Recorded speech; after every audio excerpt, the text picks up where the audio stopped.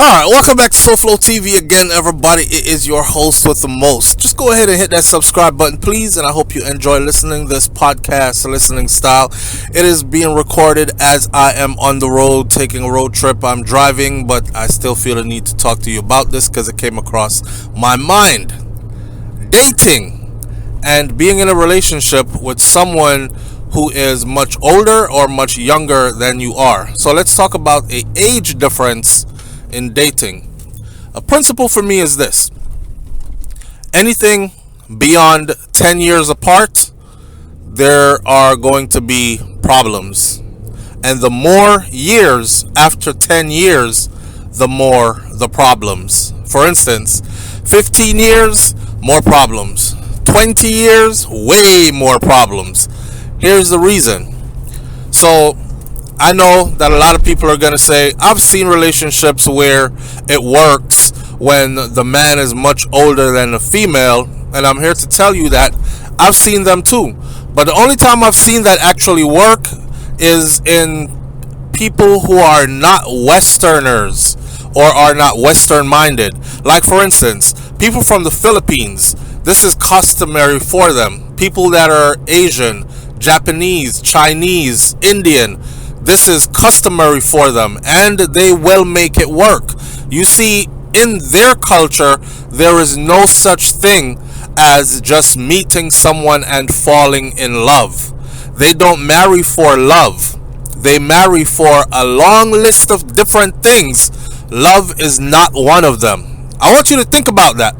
So for them, it works.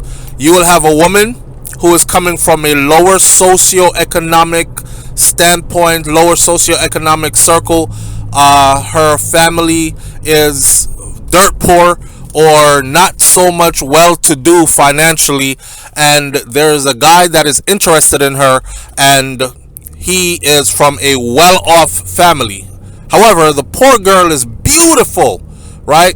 This is a chance for her to find stability for herself and her future offsprings, as well as to help her family to achieve status, because now she's married into a family that is wealthy, right? And through her family, by extension, can access that wealth, that type of stuff. They don't get married, oh, I love this person. Very few of them do. There's always an exception to the rule, but most of the time they get married for stability.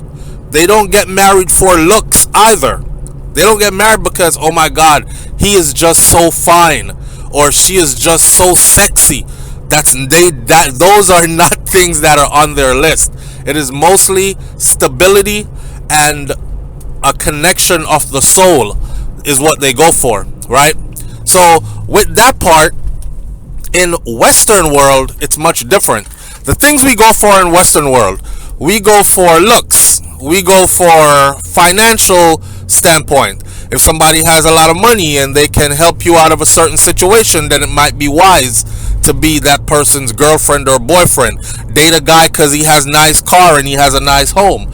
Date a woman because she has a nice job or a nice career field and she's beautiful and sexy and she can take care of you, if you're one of those kind of guys that love for a woman to gift you things and take care of you and whatnot, right? Then you get deeper into the relationship. Now is when it starts to get complicated, right? See, in other, like, not outside of Western, so let's say Asian, let's say Eastern standards, there is a hierarchy within the relationship. The woman understands and they don't buck the system more than normal, so they don't have these problems. So when the man says, this is what goes in my household, this is what I need done, and this is what I need you to do, the woman falls in line and she does just that. Okay, in Western world, it's very different. Our women are liberated, right? So if a man says, this is what I need you to do, this is what needs to be done in my household, the first thing your woman is going to say is, well, you can't talk to me like that. You got to consider how I feel about it too. She's not going to say, well, I trust his judgment. He is the head of the household, and I must remember that I married him because, he's able to take us to another level. She's not going to think that. In the Western world, she is going to think, I don't give a damn if you pay all the bills. I don't give a damn if you are supposed to be the man of the house or whatever. I don't care. I need to be heard. And I don't like that, so I'm going against what it is that you say I should be doing. So right away you have a conflict of interest, right? Okay, now with that conflict of interest, picture putting age difference in it. Say for instance, you have an older man with a younger woman, right? The older man, say, is 15, 20 years older than the woman he is with. Nobody likes to be told what to do. Sooner or later, that's going to come back to haunt both of them. Because this is what you're going to hear in an argument. When an argument develops because they're not able to work together, this is what you're going to hear in the argument. You're always trying to tell me what to do because you're way older than me. You act like you're my parent or something. Yep. That. Now remember, that might even be the reason why she was attracted to him in the first place. He's an older man. He's much more mature. He's been through the play around phase. He's now into stability, and he has some things already established in life. Remember, he's 15, 20 years her senior, right? So not that she can't get all these things on her own, but she's one of the she enjoys being pampered. She enjoys being taken care of. So it attracts her in the first place. But then as she grows in the relationship, she's going to start to feel like he's set in his ways, and there could be resentment there. You understand? Like, oh, he's trying to make me do stuff like I'm his child. That kind of thing. They won't be able to see eye to eye. It's going to turn out to be more of a parent-child relationship than anything else. 15, 20 years apart, you have a whole generation and a half apart from, or 2 generations ahead or of each other. Separation.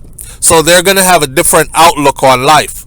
Plus, if the man is older, in this scenario, my example I'm giving, he's going to be thinking, I don't have much time left in life. Let's say, for instance, he's in his 40s or he's in his 50s and she is in her 30s. He's going to be thinking, damn, I don't have any more time left. I got to get it right. Everything has to be, like time's running out. How many people do you know double 50? Meaning live to 100 years of healthy, happy life. Not many. So if he's already past 50, he's thinking, shit, this is the downhill part of my life. This is the other part, the last half.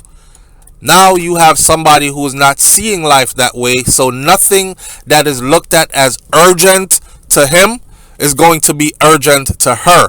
She's in her 30s. She's thinking, especially if she's in her early 30s or late 20s, she's thinking, I got time.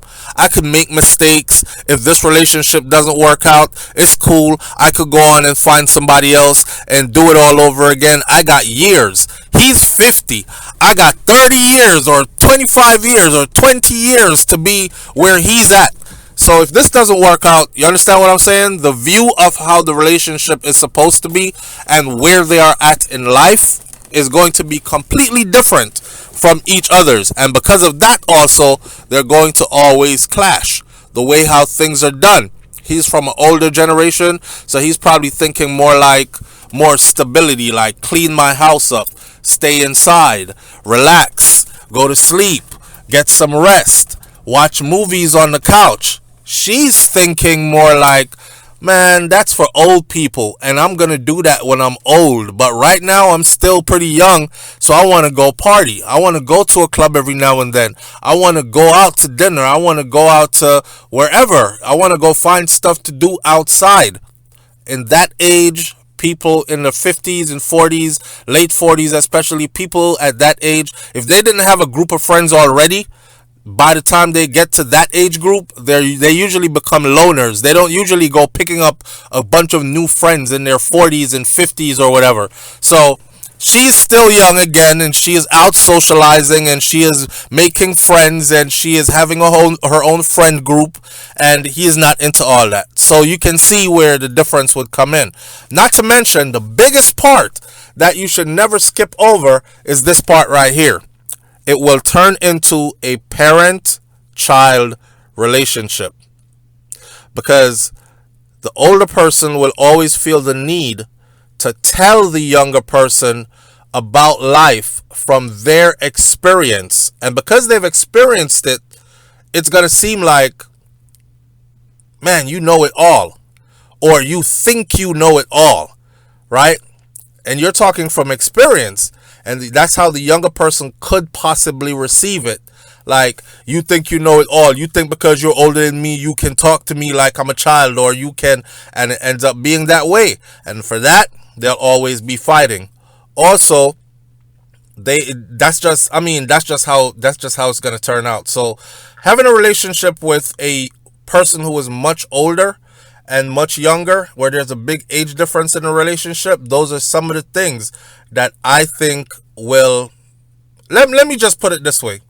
If anybody is in a relationship where there's a huge age difference, they have to both really, really, really want it to work in order for it to work, if they are Westerners.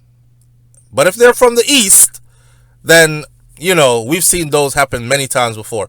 But if they're from the West, like they're American or Canadian or whatever, then they must really, really want it to work. Not to mention, people are always going to be coming at each other. Older women would be coming at the man. Remember, I used a man and a woman as an example, right? Not that it doesn't happen the other way around. I'm just using an example. So in my example, the older women are going to be coming at the man. Like, what are you doing with that young girl? She can't do nothing for you. She's not going to be around when you get a bit older and you need real companionship. Y'all conversation probably don't even match up, so on and so forth. Younger guys are going to be coming at the woman because she's younger. What are you doing with that old man? You know, at first I thought it was your daddy. I get to find out that it's your man. Is that your real man? You really in love with him?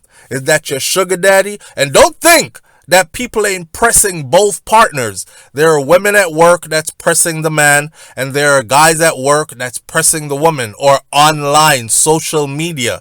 And we live in a social media age now. So, like I said, they're going to have to be very, very, very, very, very much dedicated and committed to making their relationship work, or else it's going to fall apart. Here's what I want you to do. Leave some comments in the comment section below and tell me what are some of the issues that you see when there's a huge age gap in a relationship. And don't forget this. At the end of the day, people will be with who they choose to be with. And as long as it's two consenting adults, then we shouldn't have anything to say about it, right? All right. With that said, I'll catch you on the next video. It's SouFLoTV. I'm out. Peace.